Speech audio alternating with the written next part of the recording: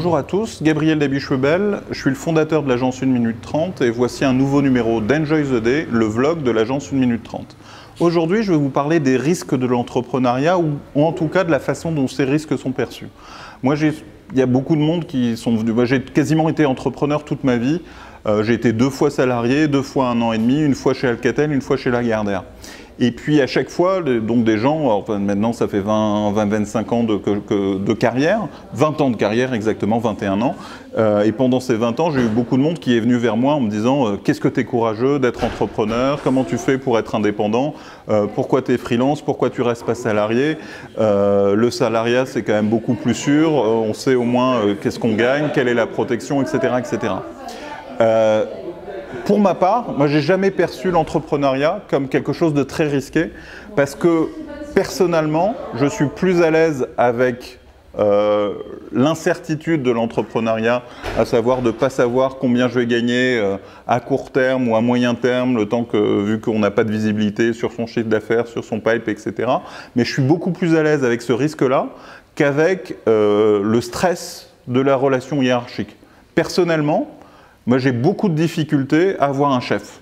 À avoir un chef que je ne respecte pas nécessairement, qui me donne des ordres, à faire de la politique dans un grand groupe, à gérer cette relation hiérarchique, à gérer cette relation politique avec des collègues qui veulent ma place à la place à ma place, cette relation d'être calife à la place du calife, à réussir à placer ses pions dans une entreprise, etc. Moi, c'est quelque chose que je ne sais pas faire, pour lequel j'ai énormément de respect pour des gens qui arrivent à le faire, parce que c'est des gens qui arrivent à faire bouger des systèmes beaucoup plus complexes que ceux de mes entreprises. Aujourd'hui, on n'est qu'une vingtaine de personnes. Ces gens qui savent faire de la politique, qui savent préparer leurs coups, préparer leurs pions, arrivent à faire bouger des centaines de personnes, voire des milliers de personnes. Et j'ai beaucoup de respect pour ça, mais c'est vrai que moi, c'est pas ma force.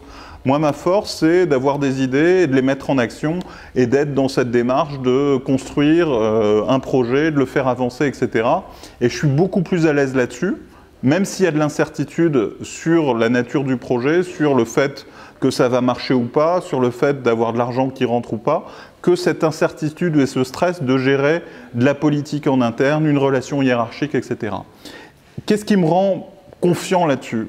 Et moi, ma confiance, elle vient toujours du fait que je me dis que dans le pire des cas, même si mes projets ne marchent pas, etc., j'ai la chance d'être relativement intelligent ou suffisamment diplômé pour retrouver un emploi facilement. Typiquement, par rapport à 1 minute 30, si jamais 1 minute 30 fait faillite, ce qui peut arriver, on est encore une petite structure, on peut avoir des clients qui nous lâchent, on peut avoir des problèmes de qualité, on peut avoir des collaborateurs qui nous attaquent, etc., etc. Enfin, je ne le souhaite pas et je fais tout pour que ce ne soit pas le cas.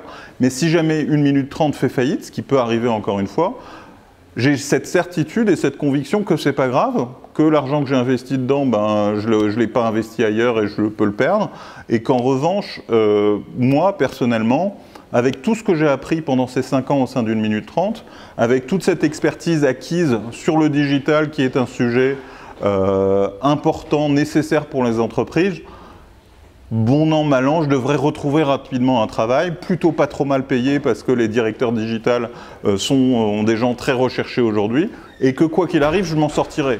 Que quoi qu'il arrive, même si 1 minute 30 fait faillite, je serai en mesure de nourrir ma famille, de rebondir, de faire quelque chose après, et dans 2 ans, 3 ans, une fois que j'aurai retrouvé un équilibre financier, un équilibre mental me permettant de repartir, je repartirai dans un autre projet d'entreprise. Voilà. Finalement, l'appréhension du risque, elle est toujours très personnelle. Ça dépend de vous, ça dépend de votre capacité à gérer l'incertitude business ou l'incertitude managériale et hiérarchique.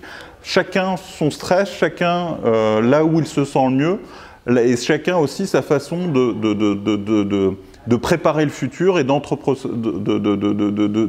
s'acclimater au futur. Voilà, je ne sais pas si j'étais très clair sur la fin. Quoi qu'il en soit, n'hésitez pas à commenter cette vidéo et cette vision dans les commentaires sur LinkedIn, sur YouTube, sur Facebook, sur Twitter, enfin sur les réseaux sociaux sur lesquels vous consultez cette vidéo. N'hésitez pas à suivre cette vidéo, à la partager, à suivre nos chaînes. Je vous remercie. Enjoy the day. À demain.